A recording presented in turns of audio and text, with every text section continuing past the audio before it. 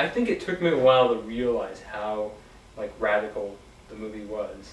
I mean, first of all, like it's kind of a sort of like straightforward romantic comedy that doesn't feel forced or fake. The characters actually feel like real people. The guy, Jake Lacey, isn't just a boy toy. He's an actual human being. They have good chemistry, and it's interesting. Like, I don't know, there's kind of the thing I read the most in reviews is people talking about like how it was sort of like a landmark because it's the first abortion comedy, which obviously wasn't really a genre. That still makes me uncomfortable, but I understand. And I didn't even really like think about that watching it though. Like I didn't like it's like I know a lot of people see it as a political movie, but it's you fall in love with the characters and you kind of it sort of underplays the drama of her decision, so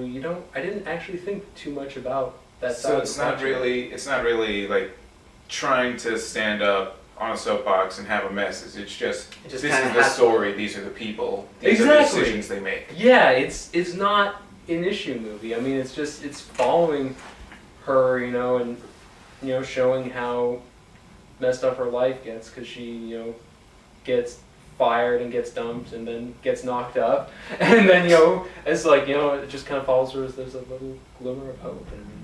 See, now I did read an article came out after that movie. It's talking about the lack thereof of a strong male lead and trend in Hollywood. Well, no. This is the point they brought up, which is that women in cinema have been portrayed for so many years as just the hi, I'm the hot chick, and you're gonna find love. And just kind of blah, like they're not really there. That's really their only focus for their own window dressing. Exactly. Yeah. It's just here to be there and to be acted against.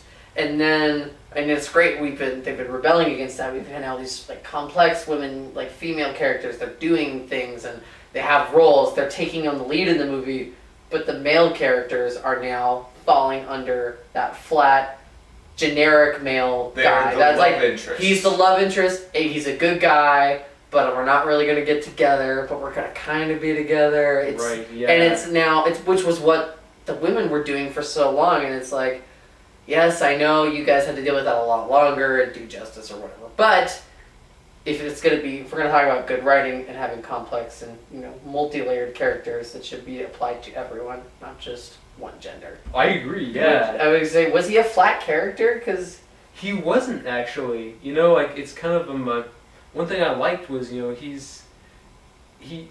I won't say he wasn't handsome because he was, but I've seen The Office. I know who you're talking about. Yeah. he didn't look like Hugh Jackman or something though either. I believed in him as a normal guy, and that's what their problem was. They're like, he's just normal. He's just there to fill the space. But I think the fact that he's like normal and makes him kind of a richer character. Like he's and he has a complexity too because it's like he's from a totally like different walk of life than she is. I mean he's not a stand-up comedian. He's like a computer tech guy, and yet he can go toe to toe with her in terms of making jokes. So it felt like a balanced like match in terms of personalities. And like I know exactly what you're talking about with the weakening male characters. I mean I definitely think it's a massive problem, even in some really good films. And I felt like this was actually an exception. It was a bit of... Do you think it just maybe is a case-by-case scenario? Maybe it works for some things like this, like having him be a very average, I wouldn't say one-dimensional, because it sounds like he wasn't one-dimensional. Right. But, I mean, do you think it works in some instances, but in other instances it doesn't work?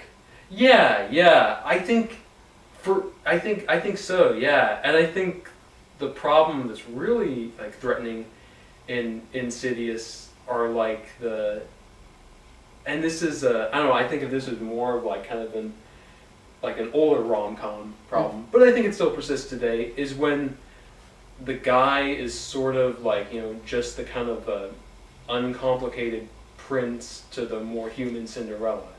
Like, kind of like in the many movies where, like an actor like Matthew McConaughey was just like a prize to be claimed. And I would kind of like rather have like a more like, weaker regular guy like who had some issues and a Billy Crystal. What? Yes, Billy yeah. Crystal. Well, it just applies to both genders. Yeah. Well, yeah, absolutely, yeah. I mean, yeah, I think the bottom good writing line is good writing. Exactly, Yeah. that's the point. Yeah, a complicated character is a complicated character.